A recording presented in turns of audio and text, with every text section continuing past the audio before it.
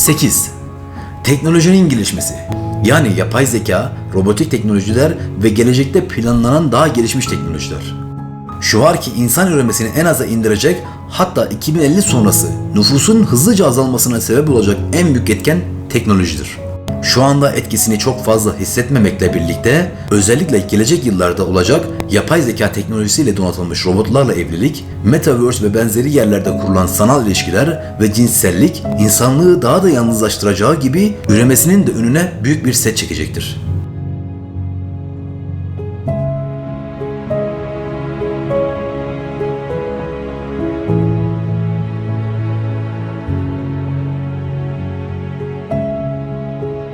And now fast forward to the early 21st century when we just don't need the vast majority of the population and big words about machine learning and genetic engineering and blockchain and globalization and they are not there. They are no longer part of the story of the future. If I try to understand and to connect to the deep resentment of people in many places around the world, part of what might be going there is people realize, and they are correct in thinking that the future doesn't need me.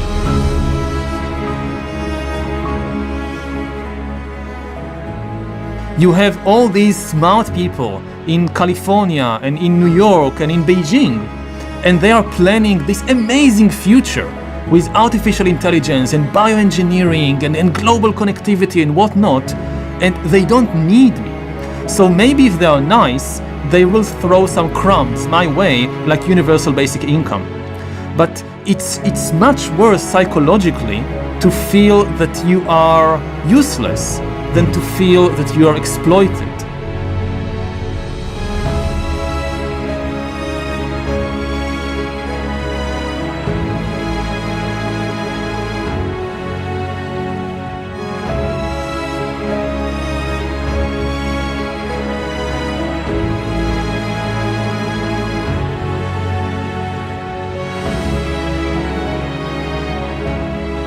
And then finally, we cannot hide away from human population growth because, you know, it underlies so many of the other problems. All these things we talk about wouldn't be a problem if there was the size of population that there was 500 years ago. 9. Dünyadaki savaşlar ve çatışma ortamları. Özellikle iç savaşların sayıları daha da artacak ve bu yol ile de ne yazık ki ölüm oranları artacaktır. Bu durumda nüfus artışını durduracak etkenler arasındadır.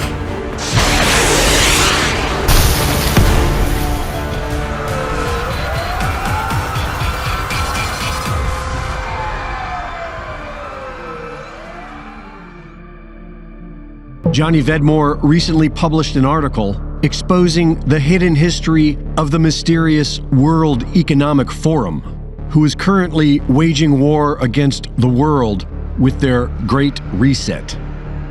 Founder and director Klaus Schwab's three mentors were the most influential people in America's thermonuclear deterrence program, as well as leading proponents of a one-world government. Henry Kissinger recruited Klaus Schwab at the Harvard International Seminar, which was funded by the CIA. During this time, Kissinger was focused on global governance and depopulation. But it was with the Council on Foreign Relations that Kissinger became a major player by wargaming psychological operations involving America's growing thermonuclear weapons arsenal and writing the book on nuclear weapons and foreign policy. John K. Galbraith was a highly influential economist who helped Klaus Schwab create the World Economic Forum.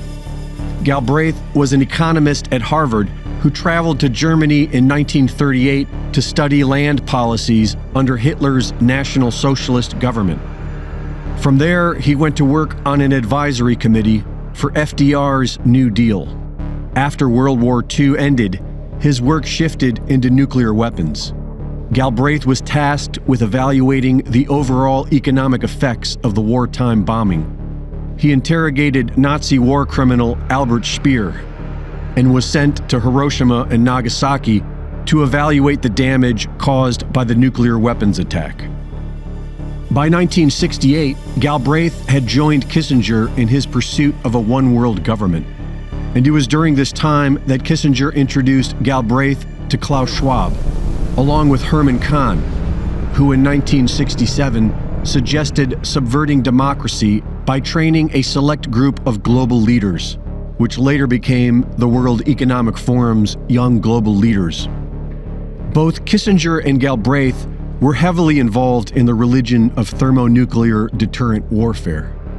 But Herman Kahn was, as the New Yorker puts it, the heavyweight of the Megadeth intellectuals, and is commonly referred to as the real Dr. Strangelove. Kahn wrote the official military policy on nuclear deterrence, and believed that if everyone had nuclear weapons, the world would know peace. By the late 60s, Kahn was pushing for a European Union and joined Galbraith in 1970 on a European speaking tour to support Klaus Schwab's recruitment drive for the first European Management Symposium, now known as the World Economic Forum. And while they were doing that, Klaus Schwab helped merge his father's nuclear weapons company into a company that he then directed to illegally build nuclear weapons for the South African government. In 1972, the Club of Rome published The Limits to Growth, which planted the seeds of the depopulation agenda. And while Kahn, Kissinger, and Galbraith helped Schwab get started, what really brought him the international support he was hoping for was when he introduced the ideas of depopulation. In 1972, the Club of Rome's founder was invited by Schwab to make the keynote speech in 1973. As controversial as it was, even Herman Kahn opposed it, the World Economic Forum suddenly caught the attention and financial support of powerful elitists everywhere and blew up to what it has become today.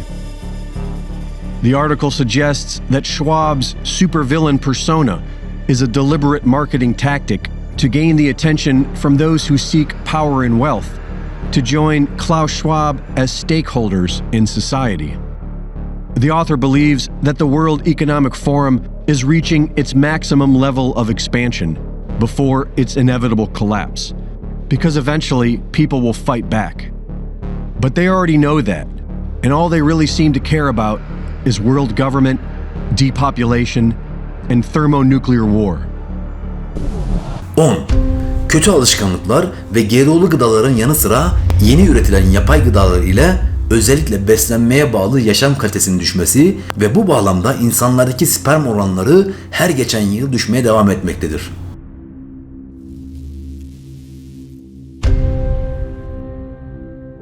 It is so incredibly disgusting. And he's now the #1 funder of GMO crops being developed across the world. And in every study that's been done of GMO crops across the board, they massively reduce fertility in the first generation of rats and guinea pigs and other rodents like rabbits. And within 3 generations, near total sterility and bizarre deformities, shriveled sexual organs, hair growing in the mouth. It is beyond bizarre. Those that ate the genetically engineered soy, they didn't actually show the problems in the first generation. The second generation was slower growth, slower onset for maturity, but by the third generation, that's when the boom hit. And that was when nearly all of the adults had lost the ability to have babies. And then we look at Monsanto, that Bill Gates is the major owner of, the same folks that gave us Agent Orange and you name it. And we learn that in their own cafeteria, in their own restaurants and cantinas, there is no GMO. And then we learn Bill Gates and the Rockefeller Foundation are building underground seed vaults of uninfected non-GMO seeds all over the world at the Arctic Circle and other areas. They are obsessed with giant farms that produce all the food they eat. The cattle are only fed organics. That is then shipped around the world, no matter where they go. Their own private chefs prepare their food. But it gets worse. Monsanto, who's gotten their people in all the regulatory positions, is coming out with new federal regs that you can't even be told when you're being fed GMO that's designed to sterilize you and basically give you organ failure and cancer. So they won't eat it in their own Monsanto restaurants at their facilities. And Bill Gates won't eat it. And the Queen of England, who's a known eugenicist, won't eat it. And Prince Philip, who says he wants 80% of you dead, he won't eat it. The Queen of England is obsessed with organic raw milk. But in the United States and Canada and England, they're persecuting Amish and others that are producing it and selling it to their neighbors. And the communist Chinese leadership, who publicly signed on to a eugenics program with the globalists to reduce their population in exchange for development, their inner party chiefs are obsessed on record with nothing but pure organic food while they force GMO on their population. It is all about sterilizing the population and giving them cancer. And the graphs and the numbers don't lie. They are building Trojan horse fertility reduction, sterilants, and cancer trigger systems into all of the GMO and carrying out a covert genocide program. There are so many other examples of the elite poisoning us while doing everything they can to avoid their own garbage. 11. Özellikle ekonomik koşullar ve negatif frekansların etkisiyle oluşan stresli yaşamlar, yani şu anda kullandığımız 5G, Wi-Fi teknolojisi ve ileri daha güçlü olacak olan 6G gibi frekansların etkisiyle oluşan stresli yaşamlar, gelecek kaygısı içinde olan insanlardaki sperm sayısını düşürmektedir. Buna bağlı olarak da üreme oranları düşecektir. 12. Tek çocuk yasası, kürtaj ve tüp bebek. Başta Hindistan, Pakistan ve Endonezya gibi nüfusun yoğun olduğu ve ayrıca sistemin kölesi olan bu tarz ülkeler başta sosyal devlet anlayışının bozulması ve ekonomik sebeplerden dolayı özellikle tek çocuk yasasını destekleyecektir ve yasalar çıkaracaktır. Bunun dışında dünya genelinde evlilik sonrası doğum oranları son 20 yılda %20'ye yakın düşmüştür. Tüp bebek gibi doğum yöntemlerinin sayısı hızla artmaktadır. Ama ilerleyen yıllarda özellikle ekonomik sebeplerden dolayı bu yönteme başvuranların sayısı da azalacaktır. Belki de bu durum küresel ısınma ile bağdaştırılacak ve illegal konuma getirilecek. Bu ayrıca detaylı olarak tartışılacak bir konudur. 13. Sosyal devlet anlayışının zamanla bozulması, özellikle ekonomik sorunlardan dolayı ve şirketlerin yönetimde daha çok söz sahibi olmasından dolayı emeklilerin, yaşlıların ve bakıma muhtaç olan insanların, yani sosyal yardım alan insanların durumları daha da kötü bir hale gelecek ve olabildiğince daha geç yaşta emeklilik primleri ödenmesi istenecektir. İhtiyaç sahibi insanların aldıkları ücretlerin alım gücü miktarı her geçen yıl azalacaktır. Zaten bu durumu son 30 yıldır birçok ülkede görüyoruz. Özellikle emeklilik yaş sınırının artırıldığı Kuzey Avrupa ülkelerinde görebiliyoruz. Kısacası bu durumda bakım kalitesi düşen yaşlı kesimin ölüm oranlarını etkileyecektir. 14. Sosyal medyanın getirdiği eşitsizlikler ve insanlardaki anlık heveslerin artması da aile kavramını bozmaya devam edecek. Bundan dolayı da boşanmalar artacak ve doğum oranları daha da azalacaktır. 15. Son olarak kanser ve beyin hastalıklarının sayıları özellikle bu yeni teknolojilerin yaydığı frekanslar sonucunda daha da artacak. Fiziksel olarak çalışmayan insanların sayısı arttıkça kalp ve damar hastalıkları günümüze oranla daha da fazla artacaktır.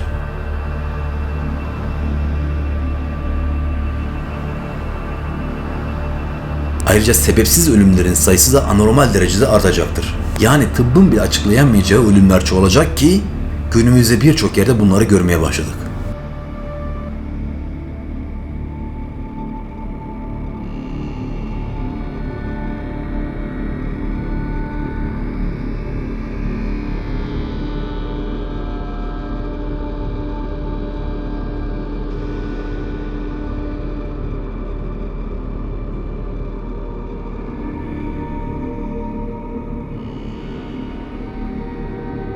Kısacası bugüne kadar halihazırda yaşadığımız, gözlemlediğimiz bütün bu olayların sayıları kat ve kat artırılarak dünya nüfusu kontrol altına alınmaya çalışılacak.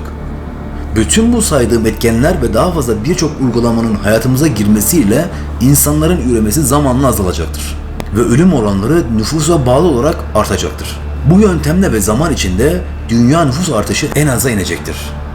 Of Planned Parenthood.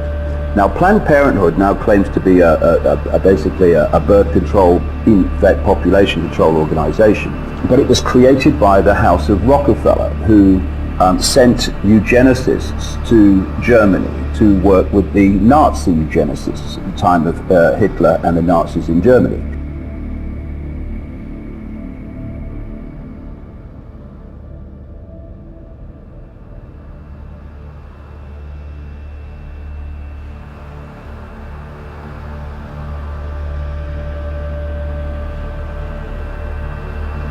Describe what Dr. Richard Day had said in 1969. We're talking 1969. First of all, he said that there was a world system coming, a world system of centralization of power and control in the world. He also revealed a plan to cull and control the population through medicine, food, new laboratory-made diseases, and the suppression of the cure for cancer.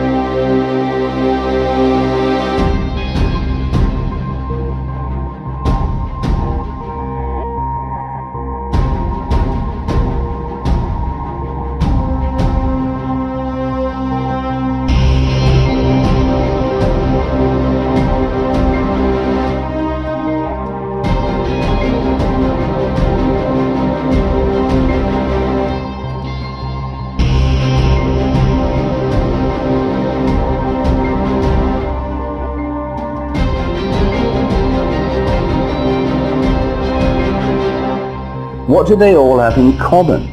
They live incredibly long lives. I mean, the Queen Mother went to 102, and you've got Prince Philip and the Queen right up there, Kissinger, David Rockefeller in his 90s, Father George Bush catching up.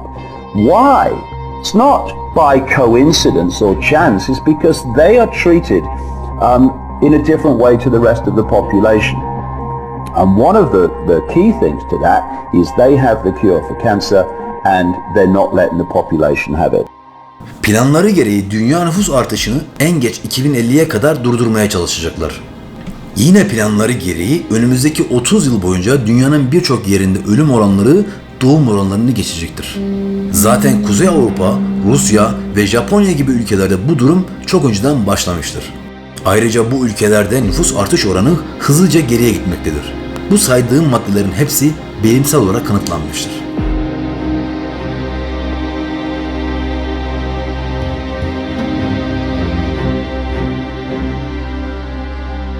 Bazı gelişmiş ülkeler günümüzde doğumları teşvik etmekte, hatta çocuk başına ciddi yardımlar vermektedir. Ama gelişen teknoloji ile değişen toplumsal yapılar ve zorlaşan ekonomik koşullar sonucunda devletler bu işi fazla sürdüremeyecektir.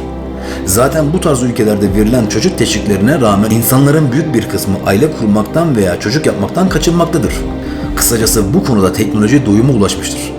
Neuralink, transhuman, humanoid ve benzeri birçok teknolojiler de bu yeni dünya düzeni için finanse edilmektedir. Bütün bu saydıklarım arasında asıl ana hedef aile kavramının bozulmasıdır. Bunu ciddi bir şekilde başarabilirlerse doğum oranları düşürülecek ve ölüm oranları da saydığım birçok sebepten dolayı artırılacaktır. Sonunda teknolojiyi tam manasıyla insanın kontrol edecek seviyeye geldiğinde otomatikman dünya nüfus artışı durmuş olacak ve 2050'lerden sonra hızla düşmeye başlayacaktır. Bu anlattıklarım ana plan olan nüfus azaltma politikasının ara planlarıdır.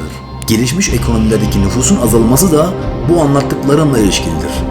O yüzden asıl hedefleri gelişmemiş ekonomiler, yani nüfus artış oranı yüksek olan daha çok geri kalmış ülkelerdir.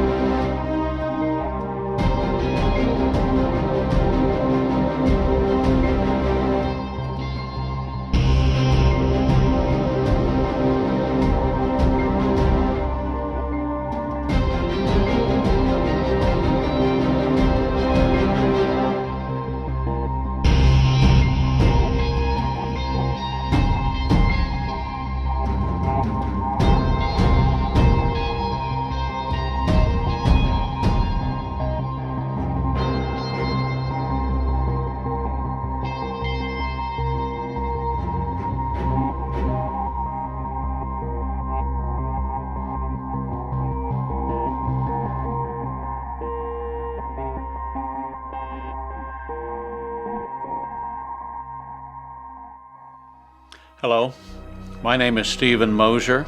I'm the president of the Population Research Institute. We exist because we make the case for people.